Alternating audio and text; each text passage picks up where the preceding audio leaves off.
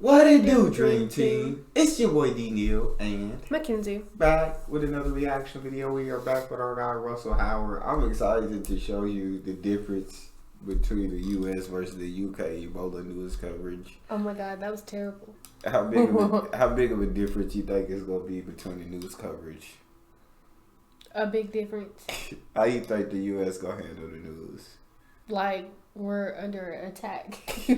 How you think the UK go ahead and do it? Probably not the same way. Before we jump in, make sure you subscribe, ring notification bell, get a video a thumbs up so I get suggested. What we got? What's been going on? Well, there's been one story dominating the news, Ebola. Now, here is how it was covered in Britain. Ebola cases in West Africa approach 9,000. Hundreds of British troops are being sent to West Africa. A small number of cases will reach the UK. We can contain it. Britain is at the forefront of preventing the spread. A message for the public: don't worry. Calm, measured. In America, not so much. Fox News alert now, the Ebola emergency here in America. The killer virus spreading much faster than efforts to contain it. Spiraling out of control. Stop admitting West Africans into America right now. So many questions. Can they go to the movies? Hospitals aren't ready for Ebola. All hell is about to break loose. It's exactly how they did with COVID, bro. And you do exactly how before you even watch the video, you do exactly how the U.S. was going to handle it. Well, duh, because I remember it being like that, and like everywhere you go, you had to get tested just like you did for COVID. Yeah. But with COVID, they took it way more serious. What's crazy is that while they took it way more serious, we took it way less serious than so many other countries. I know, like, I feel like Americans really didn't care about the Ebola situation. Nah.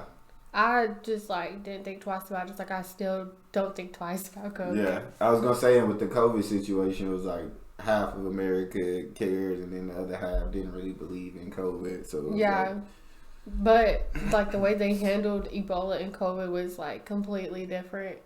Because, like, with COVID, I mean, we had curfews. Did we have curfews? We did.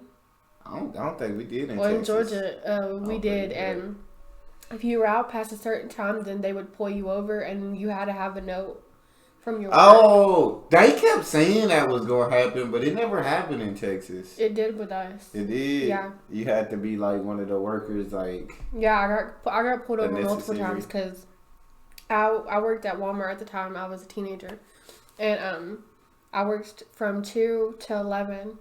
So it would be about 11:30, 12 by the time I would make it home. So I would get pulled over like every single night. And every single time I had to show them my paper that said that I was at work. That's crazy. If it did happen in Texas, I guess I was oblivious to it because I do not remember it ever happening.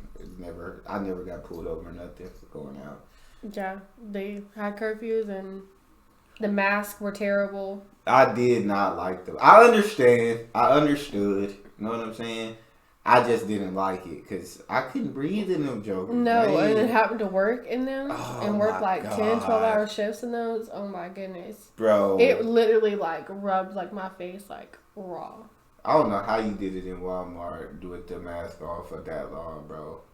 At my job, I wore them, but then once the boss left the office, it was like 3 of us to the office. You best believe that mask came below my nose for sure. Every time, and then eventually we all started like getting written up if it wasn't above your nose. Yep.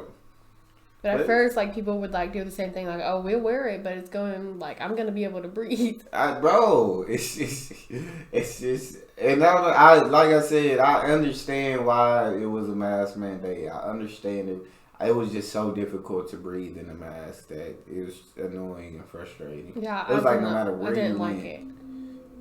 And I'm like, some of y'all places should just close down instead of require a mask. Like, we went to the gym, bro, and they made us wear our masks while we played basketball. It was like, bro, we can't play and breathe in this. So every time they left, we pull it down, and they come back in there yelling at us to pull them back up. Then we...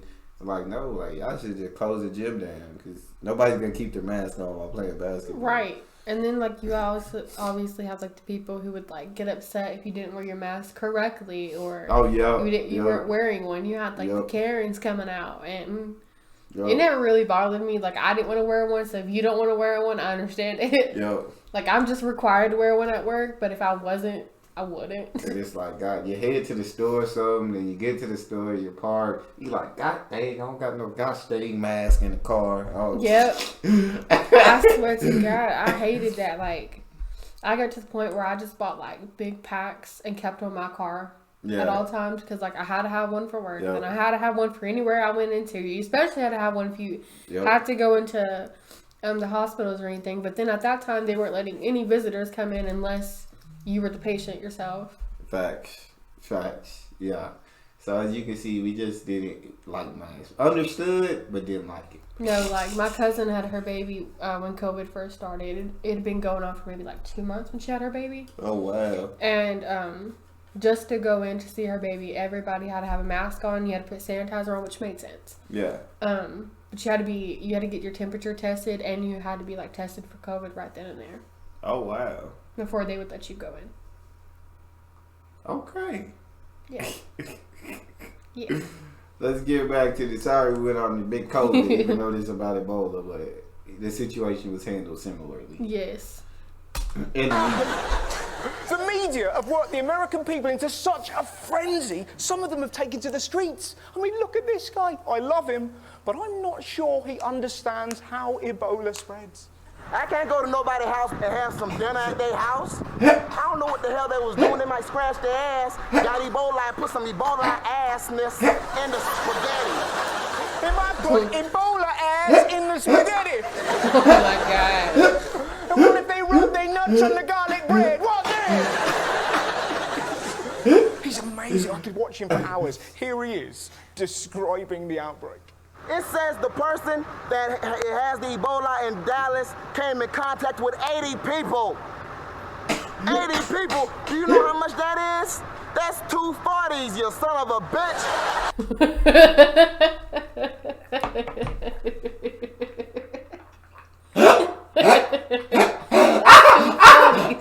80 people. You know how much that is?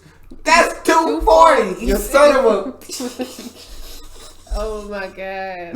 Nah, that was too funny, bro. I could watch it for hours too, bro. Cause I didn't expect. I've seen this video. Bro, I didn't remember it. I would want him to be like a news reporter. Yes, bro. Like, please break the news to me.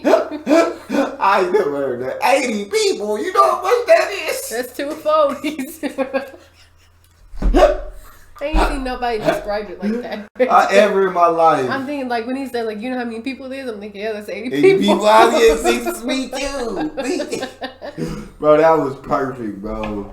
That is how you teach maths. And just when you think he can't get any better, listen to what he thinks is the biggest issue surrounding this terrible disease. The first victim is a black man. That gives white bitches more excuses not to have sex with black guys now. That's right. You're all thinking it. The main problem with Ebola, he's not going to get any action. Damn Ebola, I asked 10 girls asked last week, they all said no. You know how much 10 is? That's 2 5s, you son of a...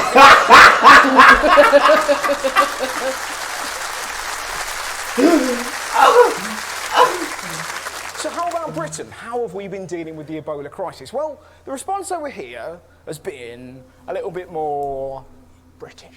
I can't imagine there being an outbreak of Ebola in the United Kingdom. I mean, the virus would hate it here. Ebola would hate it here. He said, I don't even like it here, so I know Ebola. Why would he want to come here? Said, why us? Said they gonna go everywhere else first before they settle down in the UK. The weather's ghastly, traffic's a nightmare. No. If I were Ebola, I'd go to Morocco. It's a lunatic. Ebola is a virus. It doesn't have emotions. Why do you think it's under the microscope like this? Do you want to go to Britain? No. I want to go to America. Why? Because I want to put my ass in the spaghetti. Pretty silly. Not that it was my favourite British response. Did you see this? 4 Former Birmingham City striker reassures Twitter fans, I don't have Ebola.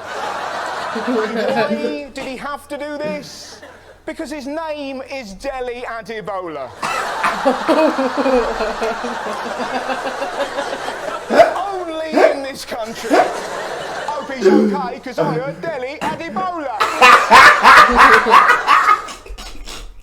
Oh my god. That was too funny, bro. That was way too funny. That was, bro. That was perfect. I really need him to like break the news. I'm breaking numbers down like that for the rest of my life. Your son will know. For the rest of my life. I said, that's $12. You know how much 12 is? That's 2 6s. Bro, he gonna be telling me this when we're grocery shopping. I'm gonna pick something. I'd be like, you know how much that is? He already be saying that, but he don't say it like that. That's 2 6s. But he do be like, you realize how much that is? I'm very weary of money. You feel me? Because we ain't got none of it to waste. Oh, that was perfect, bro. That's how we got it. Make sure y'all subscribe, ring notification bell, get a video a thumbs up, and we out.